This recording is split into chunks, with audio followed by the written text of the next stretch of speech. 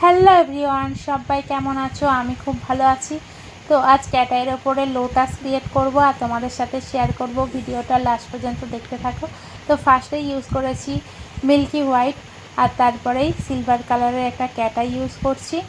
এটা ম্যাগনেট দিয়ে অ্যাক্টিভ করে নেব। তো অ্যাক্টিভ করার পরে ম্যাট টপ কোট দিয়ে 60 সেকেন্ড কিওর করে নিয়েছিলাম।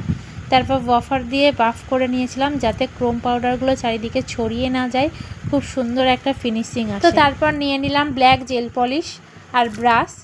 তো ব্রাশ দিয়ে লোটাসটা ক্রিয়েট করব।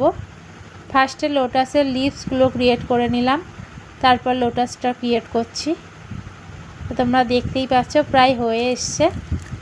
তারপর ইউজ করব গোল্ডেন ক্রোম পাউডার। তো লোটাসটা কমপ্লিট। এই যে গোল্ডেন ক্রোম পাউডারটা দিয়ে পুরোটা ক্রোম করে নেব।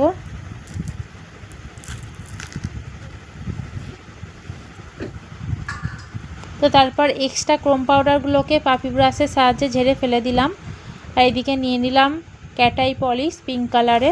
আর ক্যাটাই পলিশটা ব্রাশের সাহায্যে লোটাসের ভিতরটা ড্র করে নিচ্ছি। আর বাদবাকি অংশগুলো সব গোল্ডেনই রেখে দিলাম। এবার ম্যাগনেট দিয়ে অ্যাক্টিভ করে নিলাম ক্যাটাইটা। আর সবার শেষে দিয়ে দিলাম সিল্কসের শাইনি টপ কোট। এবার সাইনটা দেখাবো তোমাদের। এই যে ক্যাটাইটা দেখতেই পাচ্ছ। তো কেমন লাগলো তোমাদের অবশ্যই জানিও। টাটা, বাই বাই, শুভরাত্রি, সবাই খুব ভালো থাকবে, বাই।